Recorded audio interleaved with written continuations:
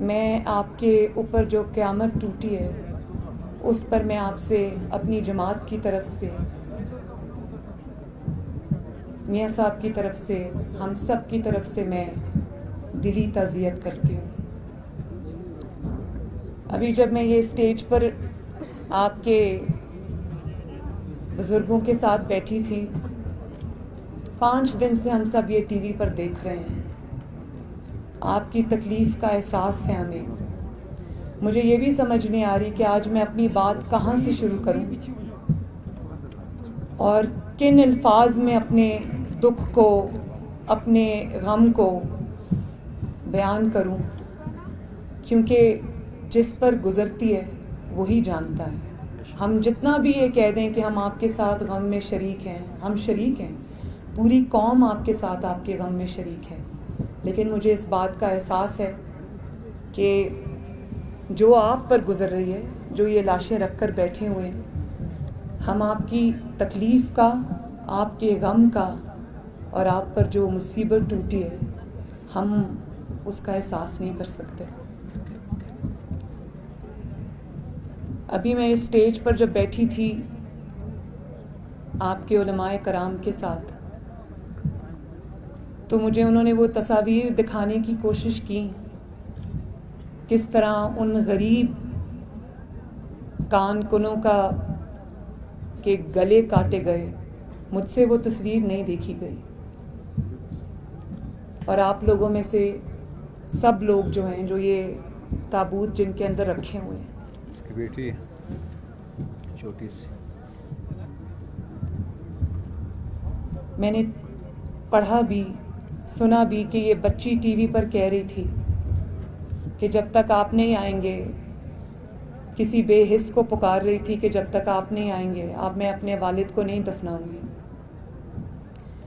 مجھے یہ بھی پتہ چلا کہ انہی میں سے ایک تابوت میں اس بچے کی، اس طالب علم کی میت بھی ہے جس کو 1 مہینے کی اپنے کالج سے چھٹی تھی، اور وہ اپنی فیس جمع کرنے کے لیے وہ کان میں کام کرنے گیا تھا۔ اور مجھے یہ بھی پتہ چلا ہے کہ ان میتوں میں سے ایک میت اس کی بھی ہے کہ جس کے شہید ہونے کے بعد سے اب اس کے خاندان کے اندر کوئی مرد نہیں بچا، دفنانے والا بھی کوئی نہیں ہے آج۔ اور مجھے یہ بھی پتہ چلا کہ یہ جو میری ہزارہ برادری میرے سامنے بیٹھی ہے، ان کو 2 کلومیٹر کے ریڈیس تک محدود کر دی گیا ان کی زندگیوں کو۔ یہ اپنا روزگار نہیں کما سکتے، ان کو اپنا روزگار کمانے کی آزادی نہیں ہے، ان کو اپنے کالج میں، اسکول میں آزادانہ نقل و حمل کرنے کی آزادی نہیں ہے، اور 2000 سے زائد شہداء ہیں۔ خدارا میرے پاس الفاظ نہیں ہیں۔ میں پھر بھی آپ سب کو سلام پیش کرتی ہوں کہ 2000 سے زائد آپ کے شہداء ہیں۔ ہر شخص جو یہاں پر بیٹھا ہے میرا بھائی، وہاں پر میری بہنیں اور میری مائیں ہیں، بیٹیاں ہیں، یہاں پر میرے بزرگ، میرے بھائی، میرے بچے بیٹھے ہیں۔ آپ سب میں ہر شخص ایک دکھ کی، ایک درد کی داستان ہے، مجھے احساس ہے اس چیز کا۔ اور مجھے اس بات کا بھی افسوس ہے کہ آپ کسی بے حس شخص کو پکار رہے ہیں اور اس کے پاس یہاں آنے کا وقت نہیں ہے۔ میں آج سارے سیاسی اختلافات بھلا کر یہ کہنا چاہتی ہوں کہ خدارا آؤ، ریاست کا کام ہے اپنے لوگوں کو تحفظ دینا، اور اسپیشلی ان لوگوں کو، خاص طور پر ان لوگوں کو تحفظ دینا جو انڈر اٹیک ہیں، جو زیادہ ولنریبل ہیں، جن کی حفاظت آپ کی ذمہ داری ہے، جن کا تحفظ ریاست کی ذمہ داری ہے۔ کہتے ہیں نا کہ ریاست ماں کی طرح ہوتی ہے۔ مجھے احساس ہے اس چیز کا کہ اس ماں نے آپ کا حق ادا نہیں کیا، اور اگر آپ اپنی ذمہ داری میں فیل ہوئے، اگر آپ اپنی ذمہ داری میں ناکام ہیں اور یہ حادثہ پھر سے پیش آ گیا ہے تو آپ ہمت کریں اور چل کر آئیں اور ان کی داد رسی کریں.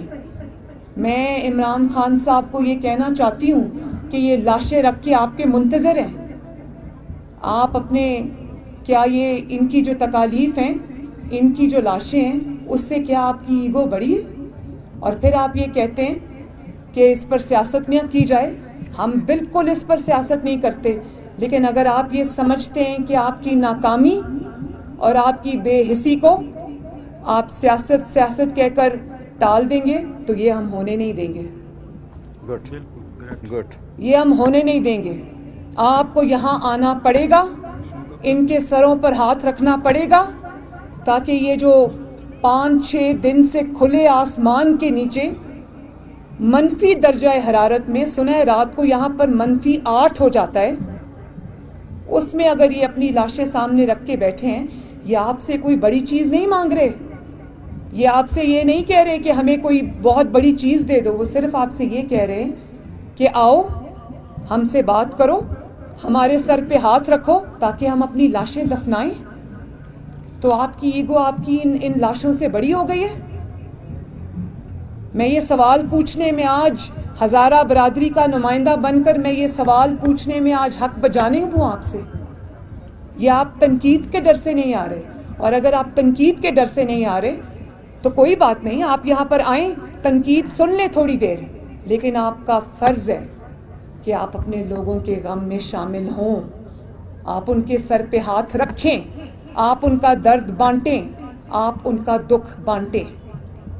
اور انہوں نے مجھے کہا ہے ابھی پیچھے سٹیج پر کہ 100 دن بھی بیٹھنا پڑے تو جب تک یہ نہیں آئیں گے ہم اپنی لاشیں نہیں دفنائیں گے. خدا کے واسطے مخلوق خدا پر رحم کرو. بہت افسوس کی بات ہے، بہت افسوس کی بات ہے کہ جو ارباب اختیار ہے،